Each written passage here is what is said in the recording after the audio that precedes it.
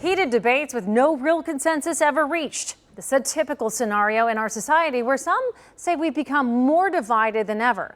According to a study by Pew Research, 85% of the public believe political debate is less respectful than ever before. So what's the problem here? 9 on Your Side reporter Marielle Carbone decided to look into this. She joins me now here in the studio. And Marielle, you say it has something to do with the way that we communicate with each other.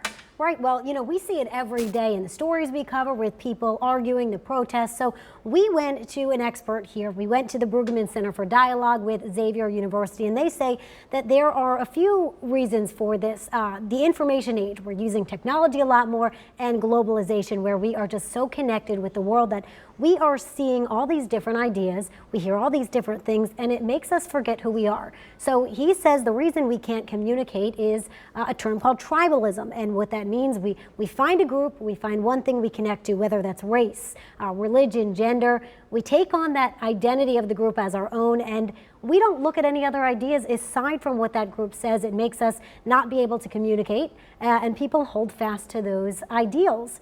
So he says that's kind of where we're rooted in. We can't have these conversations because of that term tribalism. I've sort of noticed that since the advent of cable news, where you are able to have, like, we're guided by the FCC, we have to live within certain confines, but cable news is not. And so then they can have one opinion and give that opinion, or they can label something, we're this kind of news, we're that kind of news, and then people are attracted those kinds of news, and they never hear a differing viewpoint any longer. Is that feeding this too? Well, when I spoke to the director over at the Brueggemann Center, he does say that media plays a role in that, exactly how you're saying, but it's not just one thing. He really says it's the culture we're in as a whole. So you look at politics, they're very much like that. The media, as you mentioned, for some of these cable networks. So as a whole, all of that plays into the culture that we're in right now. So what's the hope for us? I mean, there's got to be hope that we're all going to eventually come back together, right? Be within the margins instead of on the fringes? They tell me there is some hope, and some of the ways that he says to go about and to fix this problem and to move forward